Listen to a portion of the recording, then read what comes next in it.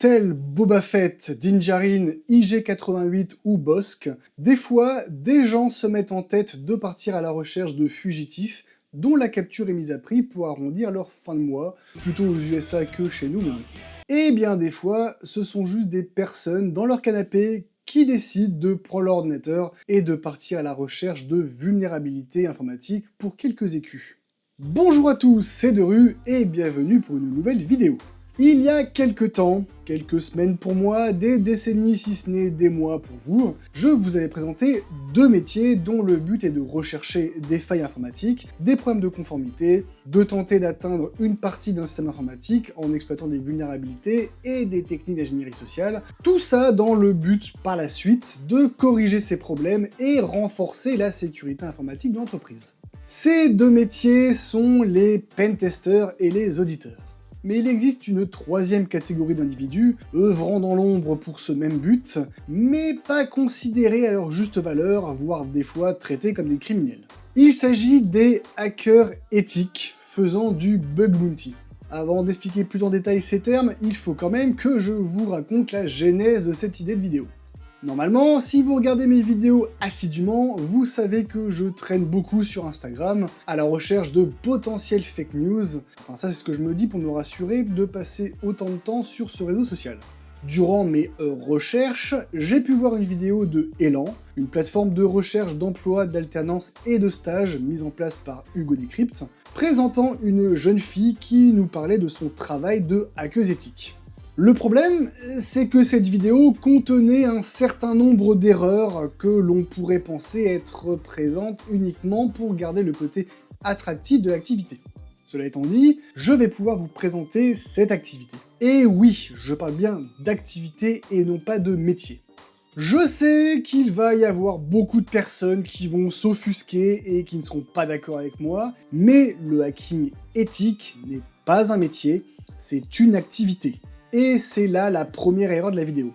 Alors oui, il y en a qui vont me dire qu'il y a des offres d'emploi en tant que hacker éthique, et même l'ONICEP, l'Office national d'information sur les enseignements et les professions, aidant à l'orientation professionnelle des élèves, présente le métier de hacker éthique. Mais si vous regardez bien les compétences et les missions données à ces hackers, et les redirections qui sont faites sur certains sites, vous tombez sur le métier de pentester. Et oui, le métier de hacker éthique n'est rien d'autre qu'une reformulation du métier de pentester pour le rendre plus cool, plus attrayant pour les jeunes, mais quand on regarde l'émission de plus près, c'est la même chose. Faire des tests d'intrusion, attaquer des systèmes informatiques pour tester leurs vulnérabilités, rechercher des failles, etc., etc. Ce qui est très drôle, c'est que, par exemple, Studirama, dès le premier sous-titre, écrit « Quelles sont les missions du hacker éthique ou pentester ?» Polytechnic Insight aborde rapidement le terme de pentester pour parler de hacker éthique, et lorsque l'on regarde les profils proposés sur la page hacker éthique de la plateforme freelance.com, ce sont tous des pentesters.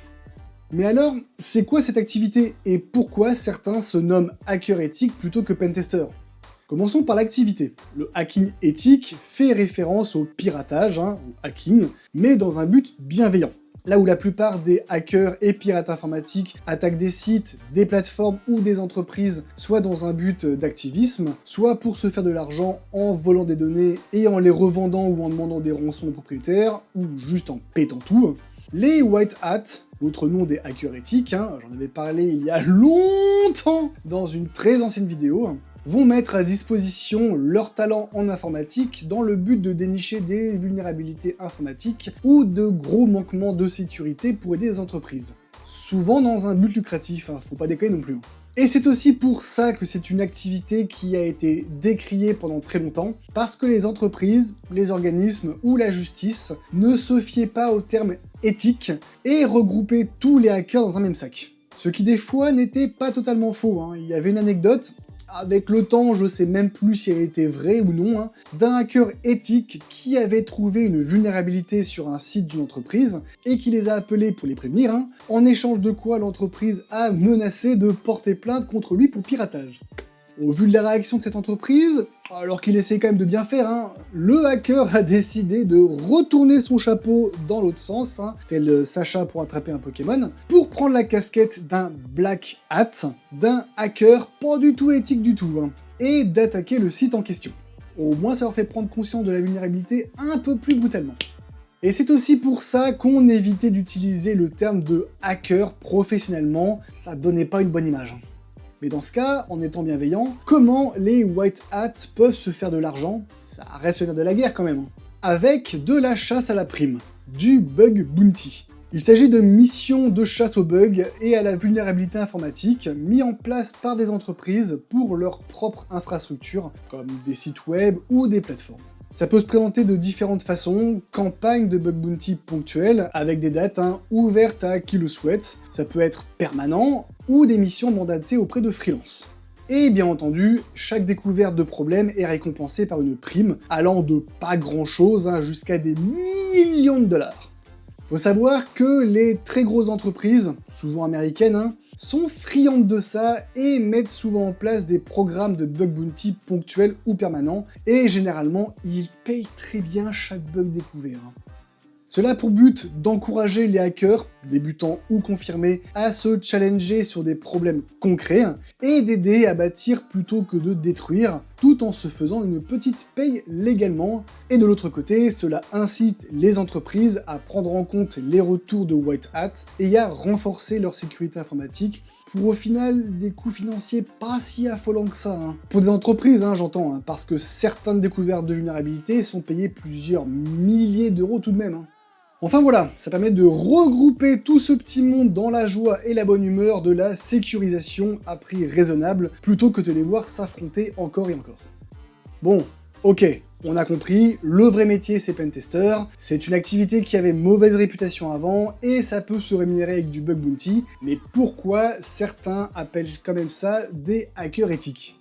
Comme j'ai précisé précédemment, il y a déjà le côté attrayant du hacking, qui donne un sentiment de liberté et d'action concrète, contrairement à du pentest, où là on se voit plus dans un cadre très réglementé et très restreint, alors que les hackers éthiques opèrent aussi dans un environnement contrôlé et restreint. La grosse différence avec des pentesters vient du fait que la majeure partie des hackers éthiques sont freelance, c'est-à-dire qu'ils travaillent à leur compte et pas pour une entreprise.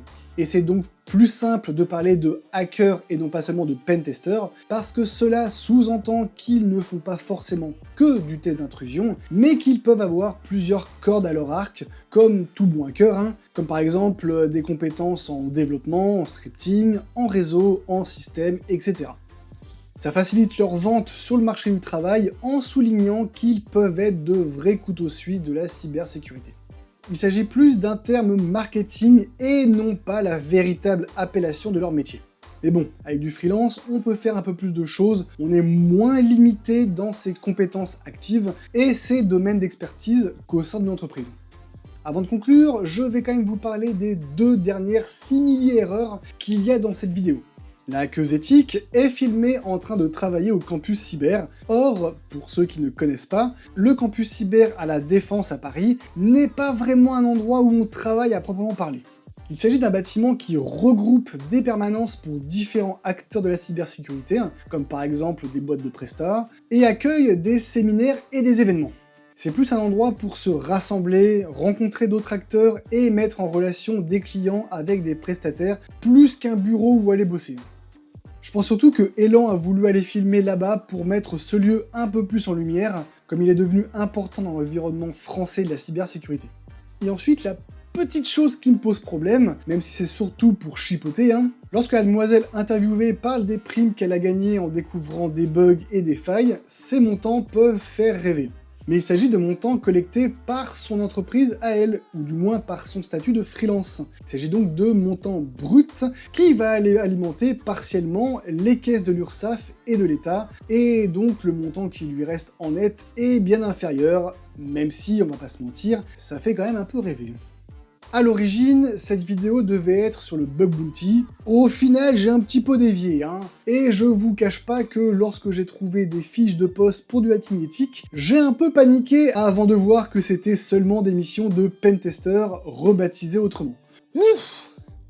J'espère au moins que ça vous aura donné un peu plus de visibilité sur le monde de la cybersécurité, et surtout que ça a redoré l'image encore très mal vue des hackers éthiques, les pirates bienveillants. J'espère que cette vidéo vous aura plu, si c'est le cas n'hésitez pas à vous abonner à cette chaîne si ce n'est pas déjà fait, à partager cette vidéo pour qu'elle soit vue par un maximum de personnes, à cliquer sur le pouce en l'air, à laisser un commentaire si vous avez une remarque ou une question, et à me rejoindre sur les réseaux sociaux. Sur ce, je vous souhaite une bonne nuit, bonne soirée, bonne journée, et n'oubliez pas, la sécurité est l'affaire de tous. Ciao!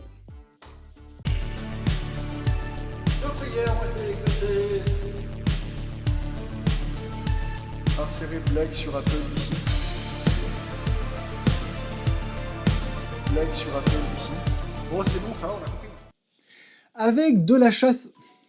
Ta gueule.